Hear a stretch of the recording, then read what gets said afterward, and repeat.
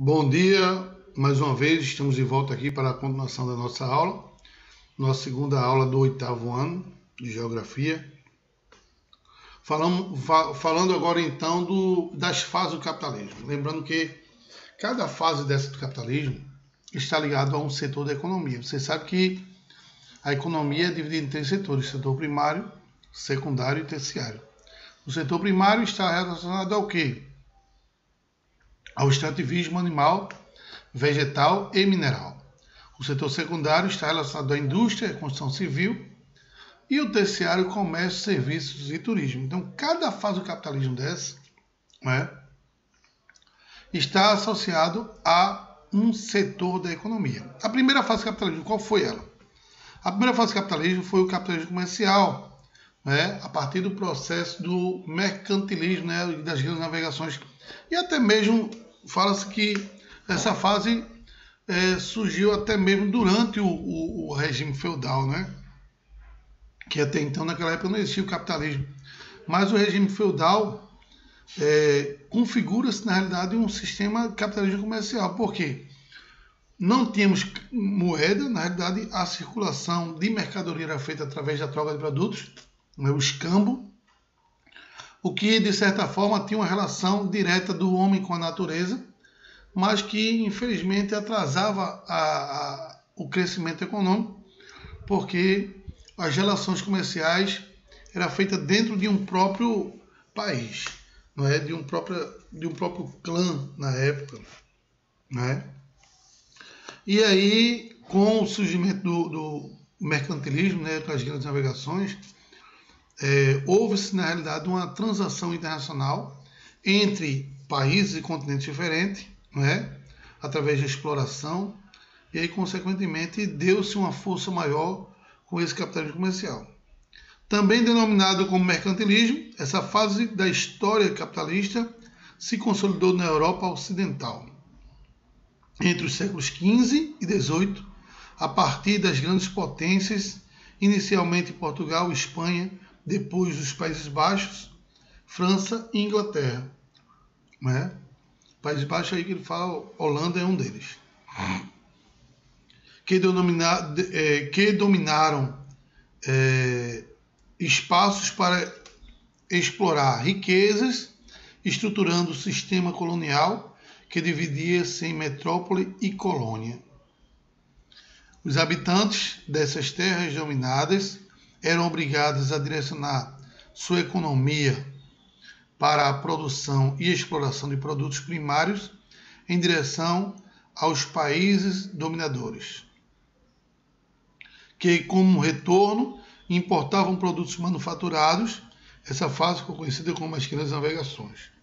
E o objetivo era o enriquecimento de uma elite privilegiada nos centros de poder das metrópoles. Então, existia aí uma relação do homem com a natureza, porque se retirava produtos diretamente como ouro, a prata, madeira, para fazer as relações comerciais e produzir também. E existia uma troca nessa relação. E por isso que o capitalismo comercial está relacionado diretamente ao setor primário da economia, extrativismo animal, vegetal e mineral. E aí, com o tempo, a partir do século XVIII, surgiu aí a indústria, a Revolução Industrial, que aí surgiu com ela também uma nova fase do capitalismo, que é o capitalismo industrial. Esse capitalismo industrial ele promoveu a acumulação de produtos, de capital também, através da produção de excedentes, que consequentemente acabou promovendo aí a exportação e importação de produtos, promovendo aí o enriquecimento de países que eram industrializados e que exportavam, atraindo capital estrangeiro para dentro do seu país. Por isso que a indústria, na realidade, ela é o fiel da balança, ela é, com a Revolução Industrial, foi o divisor de águas para o desenvolvimento econômico do mundo. A indústria ela teve esse fator primordial, porque ela que deu um novo perfil econômico para o mundo, e um novo perfil estrutural também para as cidades, com o processo de urbanização influenciado pelo desenvolvimento da indústria. Então, a acumulação de capital gerada pelo mercantilismo favoreceu o desenvolvimento de uma nova realidade socioeconômica. No início do século XVII, esse capital acumulado tornou-se possível o fenômeno mais transformador da história da humanidade, que é a Revolução Industrial. Neste momento, a técnica, a liberdade de iniciativa e a produtividade sufocaram o mercantilismo. Surgiu assim o que conhecemos como capitalismo liberal, industrial ou concorrencial. Suas principais características são livre iniciativa, o predomínio da propriedade privada, dos meios de instrumento de produção, máquinas fabris, terras, etc. A posição entre capital, burguesia e trabalho proletariado, o trabalho assalariado e a divisão das sociedades de classes. Porque nesse período aí começou a surgir aí pessoas com maior poder econômico e pessoas com menor poder econômico, como, por exemplo, a burguesia e o proletariado. A burguesia, que de certa forma era constituída por grandes empresários, grandes industriais, e o proletariado com pessoas que eram trabalhadores, trabalhavam na indústria, eram assalariados e que não tinham um grande poder econômico na época. E aí, consequentemente, tinha essa divisão de burguesia e proletariado, como é até hoje, na realidade. Progressivamente, esse modelo se ampliou por toda a Europa, onde prevaleceu a competição entre diversas indústrias. Em seguida, chegou em outras partes pelo mundo. O capitalismo financeiro e monopolista. E aí, ligado já à terceira fase do capitalismo. O desenvolvimento das novas tecnologias a partir da crescente processo de industrialização no final do século XIX e no início do século XX, e da concorrência entre as empresas gerou o volume de produção de bens maior do que nas sociedades ou a necessidade de mercado. Essa nova situação acarretou uma forte queda no preço de produtos e, consequentemente, o lucro. Veja aí, lucro de novo, lucro que é a característica do capitalismo. Nesse período, as nações da Europa Ocidental, que estavam em plena arrancada comercial, entravam na primeira crise econômica causadas pelo abalo na Bolsa de Valores de Nova York em 1929, o que, de certa forma, acarretou também uma crise econômica no Brasil naquela época, porque o Brasil tinha como sua principal fonte de renda o café. Foi justamente durante esse ciclo do café que houve essa quebra da Bolsa de Valores de Nova York, e os Estados Unidos entrou em crise e parou de comprar café. O Brasil, que era um dos maiores compradores de café brasileiro. E aí chegou ao fim também o ciclo do café aqui no Brasil, retomando de novo o ciclo do açúcar, porque o café parou de ser exportado e o Brasil entrou em crise econômica também. Isso lá pelos anos de 1929, começaram a anular a livre concorrência, reavivando as políticas protecionistas para preservar ou resgatar o crescimento econômico interno. Gradualmente, o sistema capitalista foi recriado. Empresas fortes que possuíam grandes reservas de capitais ou que se associavam aos grandes blocos reduziam o preço dos seus produtos, e algumas até trabalhavam com vendas de preço a preço de custo, justamente para não quebrar, só para movimentar a economia. E aí, consequentemente, aniquilando empresas de menor porte, não é? Porque você sendo uma grande empresa trabalhando com preço de custo, na realidade você vai acabar quebrando a concorrência. E depois que você quebra a concorrência, você está sozinho, você cria um monopólio. E aí, consequentemente, você bota o valor que você quiser, né, ao qual você se torna a maior fatia do mercado. E aí você começa a crescer sozinho naquela área, né? E é por isso que o capitalismo é, de certa forma, um tanto quanto sarcástico. É saber você ter um jogo de cintura para que você cresça no mercado. Existe um processo, né, onde você dá um passo para trás para você dar 2 passos para frente. Então, à medida que agora, para isso, você tem que ter um capital de giro também. Como assim o capital de giro, professor? Porque você, tendo uma empresa, você tem que pagar seus funcionários. E para você eliminar a concorrência, você tem que, de certa forma, ter algumas características da sua empresa. Quais são elas? Ter preço bom, ter atendimento bom, não é? E ter também uma empresa onde você oferece um luxo para os seus clientes. Esse conjunto você vai crescer de certa forma. De como, professor? Por exemplo, nesse caso aí, quando ele trabalhou com preço de custo, né? O cara não vai ter lucro nenhum. Mas futuramente você vai ter um lucro grande. De que forma? Claro que é imprescindível você ter um capital de giro para que você pague seus funcionários, já que você está trabalhando com preço e custo. Você não vai ter lucro nenhum. E esse capital de giro que você tem vai ser justamente para que você possa investir no seu funcionário pagando salários em dia e não atrasa. Porque se você não tiver isso, você vai acabar quebrando.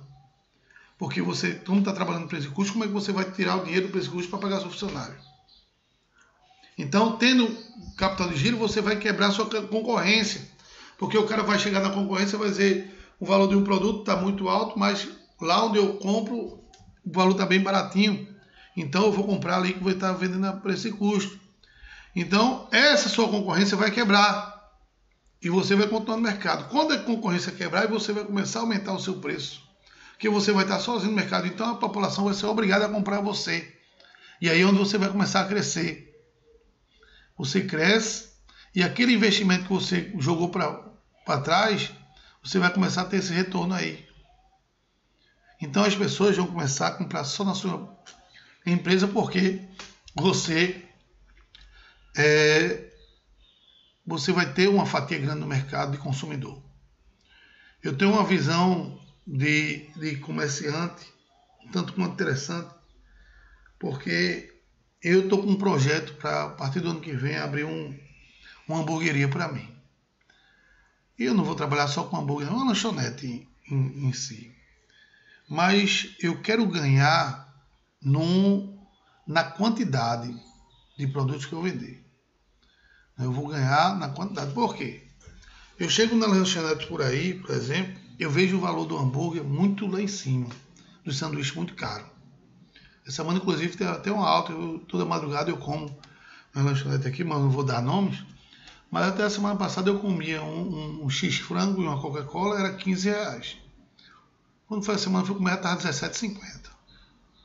E tem uma concorrência na frente, que não aumentou. Então eu já pulei para a concorrência da frente. Né? O que acontece?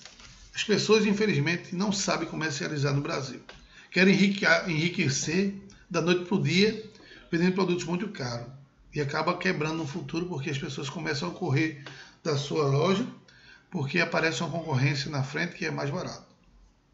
Então eu tenho uma visão de querer ganhar dinheiro na quantidade. Por exemplo, se eu posso vender um sanduíche e um refrigerante a R$12, não é?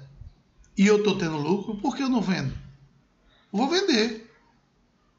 O mesmo X-frango e a mesma Coca-Cola que eu compro a R$17, se eu tiver um lucro eu vendendo a 13, eu vou vender. Por quê? Com a mesma qualidade ou até melhor.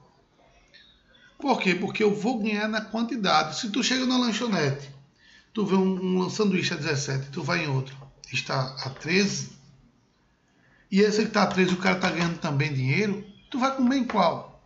Claro que eu vou comer aqui a R$13. Então eu vou ter minha lanchonete lotada, enquanto a outra não vai ter ninguém comprando. Então eu vou ganhar na quantidade, né? Eu vou ganhar na quantidade que eu vou vender. Porque as pessoas gostam de preço. O brasileiro, ela procura o preço. Então, se você tem preço bom e qualidade boa, você vai decolar no mercado. Tem um amigo meu que ele vende coxinha. E ele vende coxinha a R$1. O lucro que ele tem de cada coxinha é de 25 centavos. Que ele tem, mas ele vende muita coxinha. Ele vende mais de 900 coxinhas por dia. Então, vem 25 vezes 900, não é? Por dia. No final do mês ele vai ter um dinheiro bom. Ele já está com um carro importado na casa dele. Ele está fazendo uma reforma massa na casa dele. Agora, se ele vendesse uma coxinha, que muita gente vende por aí, a R$4, R$5, ele não vai ganhar dinheiro. Ele vai ganhar muito pouco, porque ele não vai ganhar na quantidade. Ele vai vender uma coxinha esporadicamente, enquanto aquele está vendendo, a rotatividade está grande, está ganhando muito. Não é? Então, gente, o capitalismo é isso aí. É você passar e saber comercializar. É você ganhar na quantidade. Eu tenho um amigo meu também, que o nome dele, a gente chama ele de Marruá. Quando eu estudei no especial, na década de 90, Marruá, ele tem uma carrocinha de cachorro-quente. Eu vou dar outro exemplo prático. Existe um cara lá no Derby chamado Gildo Lanches.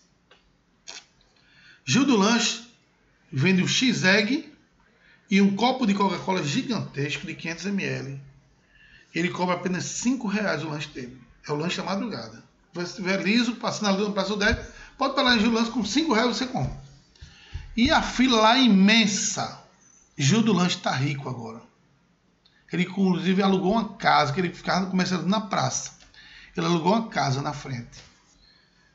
E ele vende muito. O Gildo está rico, está bem. Ele começou vendendo uma bicicleta. O lanche dele era uma bicicleta. Hoje o cara está com a casa alugada ali no Derby, uma movimentação gigantesca, tudo a R$5. Um salgado e um copo de coca, entendeu? Um X-Egg e um copo de R$5. Então ele ganha na quantidade. E a qualidade também é boa, não é? Todo mundo que está com fome para em Gildo Lanches de madrugada e compra. Então ele quebra todo igual. E olha que do outro lado da avenida, na Caminhão Margarida, tem a McDonald's. Tem gente que diz, eu vou comer na Meg Gildo agora. Porque ninguém quer ir na McDonald's mais não. Com o dinheiro que você compra na McDonald's, um Big Mac e uma Coca-Cola, você compra bem uns 5 sanduíches de coca com um X-Egg em Gildo Lanches. Então, gente, você quebra totalmente a concorrência. Se você tem como ganhar na produção, faça. Não é? Não queira botar seus valores lá em cima, não, que você vai quebrar. Eu vejo muita empresa aqui em Olinda. Por que aqui em Olinda quase nada dá certo? Que as pessoas querem ganhar com preços altos e não é assim. A gente tem que ganhar com preços baixos. Isso é o capitalismo. E esse é o capitalismo sem exploração do consumidor. Onde você tem a sua livre iniciativa de colocar o valor que você quer, não é? Que você vai crescer com o tempo, não é? E cresce rápido. Se você quiser ganhar na produção, você vai crescer rápido. Pense nisso. Levem isso com vocês para sempre. Não é? Não queira tirar vantagem. Se você um dia fosse comerciante, botar os preços lá em cima, você não vai crescer, não. Você vai quebrar. Não é? Você tem que correr para quebrar a concorrência. Agora, se você estiver no local onde só tem você, aí você bota o preço que você quiser, que as pessoas vão ser obrigadas a chegar a comprar você. Eu tenho um projeto de, daqui a alguns anos, morar no interior. Vender minha casa aqui, vender o apartamento da minha mãe falecer, pegar o dinheiro e morar no interior, bem interior mesmo, onde tem um comércio atrasado, e botar um mercadinho, um armazém, né, que eu vou atender aquela população daquela cidade ali. Entendeu? E ali eu vou estar no monopólio, botar o que eu quiser, eu vendo o que eu quiser. E as pessoas vão ser obrigadas a comprar mim, que só tem eu ali. É claro também que eu não vou botar um preço exorbitante, que eu também vou explorar as pessoas, não. Não é? Eu vou botar um preço acessível, um preço normal, comum. Então, gente, a vida é feita de oportunidades. Basta você saber agarrar a oportunidade. Não é? E não querer se aproveitar, mas onde você vai ter concorrência, que você vai acabar quebrando. Você tem que saber se aproveitar onde você estiver sozinho. Não é? E isso aí é o capitalismo. É o capitalismo onde as pessoas crescem. Então, gente, eu vou ficando por aqui. Falei das fases do capitalismo para vocês. Estudem, não é? Numa próxima oportunidade a gente se encontra e continua nossa aulinha de de hoje. Um abraço a todos, fiquem com Deus, que Deus abençoe a vocês e até a próxima.